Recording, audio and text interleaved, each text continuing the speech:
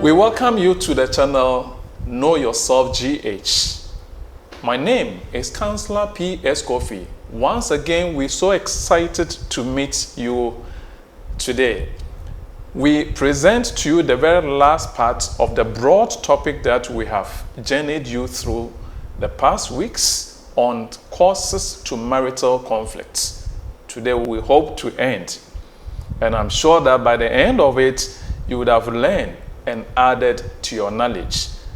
We want to say that there are a lot of problems, issues, confrontations, misunderstanding that happen in our relationship. These are the marital conflict we're talking about. And what brings about them is what we're trying to share with you. One of them is immaturity. Some of us have forgotten that there is difference between when before marriage and after marriage. And so we still behave immaturely in our relationship. There are things that will be termed as being childish. So whether you are a man or a woman, behave as such. Conduct yourself. The way you talk, your outfits, the way you behave and relate should indeed portray that you are a married person. Another issue that has been found to bring conflict and misunderstanding and issues in our marriages is jealousy. It's good to be jealous, but don't be overjealous. It could spoil your relationship with your partner. Again, conduct yourself in such a way that you would not cause unnecessary tension, unnecessary jealousy to your partner.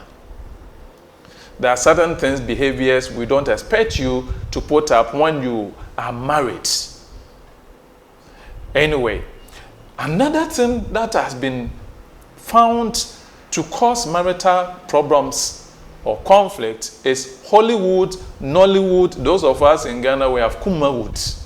All this wood myth. What do I mean by that?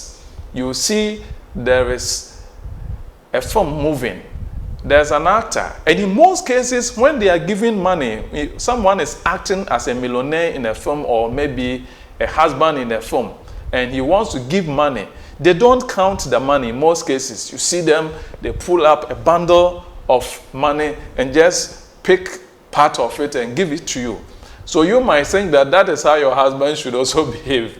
And then in some cases, you see a wife in a film, in a movie. That person will never utter any word, even when someone is trying to take undue advantage of her. And so, if you get married to someone who is a bit assertive, hey, problem comes, because that is what you have been experiencing in films or in movies. And so these are some of the things that also bring issues. Then another issue that brings conflict in our marriages is unacknowledged or unresolved anger or resentments. How? Often major life events such as childbirth or children, job or career change, death of a relatives, all these things trigger the resentment, which unfortunately often is not identified, expressed, and let alone to resolve them. And so some of these things that are referring to children, your career change, or maybe a death of a relative, all these things will trigger these resentments. And we don't even identify them, let alone to express them and to resolve them. So what do we know about it? With the birth of a child, at times, either the man will feel neglected because the attention of the woman is now divided. She is a wife and she is also a mother. Some people find it difficult to manage this situation, so the man feels neglected.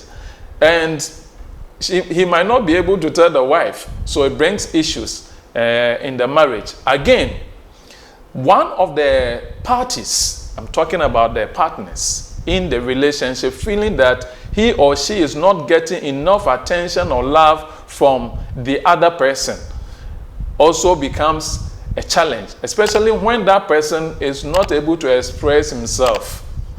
So we're talking of unacknowledged or unresolved anger or resentment. Now, at times, it's also not uncommon for one or both partners to feel resentful that he or she is not getting his or her sexual needs met for a prolonged period of time. Sex is something that can easily break your marriage. And so please don't deny yourself unnecessarily unless, of course, you have a good reason to do that. Then there are other common root causes of hidden resentment in a relationship, where one spouse is seen as not contributing his or her share of the domestic duties. It can bring resentment. Again, where one spouse has given up his or her job, career, and move for the sake of the relationship, and yet the other party is not trying to recognize it and pay heed to it. That in itself could be a bleeding ground to resentment and some confusion in the relationship. Again, where one spouse is seen as being overly close to his or her family of origin, the least thing he will tell the parent, the least thing she will tell the parents. So nothing is like between the two of us in that relationship. Everything is about your family of origin. That could be a source of problem or challenge in that relationship. And where one partner is seen as being overly controlling or in charge of the home life, including child rearing or discipline, that also is a challenge. Now, there is something we call the spark is gone syndrome, which also causes challenges and problems and issues in our relationship. What is it about? It may be related to a sense of boredom, as noted in most cases. So many spouses reach a point after some years of their relationship where they feel that the so-called spark is gone in that relationship. Unfortunately, this is based upon the false belief, in my view, that because one's physical or sexual attraction has lessened, one is no longer in love with their partner. This kind of thinking confuses what a long-term loving marriage or partnership is all about. So the kind of sexual attraction that we engage ourselves in when we met each other initially, once we marry for a very long time, will not be that as it used to be. And so when it happens, so don't mistaken that one that for your love being dead. Love is different from infatuation. So take notes. Then we also have what we call the middle crisis or the midlife crisis. What is it about?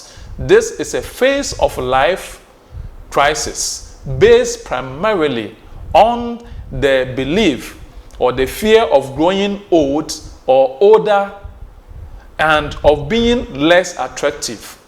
And so I am afraid that I'm growing old. If you're a woman, you want to behave as though you are still a teenager.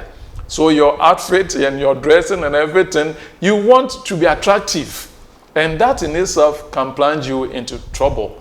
The man wants to also flout and buy sporty things to still attract some young ones. So if your husband tells you that you are growing older, you don't want to believe. If you don't take care, the temptation is that you would try to flirt around. And so this is a challenge most people are facing. And lastly, we want to talk about, as we bring the whole idea of causes to marital conflict to an end, I want to say that conflict is unavoidable in relationships. But it is important that partners address whatever conflict they face together and in a constructive way. Remember, it has been argued in available literature that conflicts, if handled well, can be very healthy for relationship. They can be opportunities for growth learning, and accord. Whether these issues remain problems causing stress in your marriage or become an opportunity for growth is up to you and how you handle them.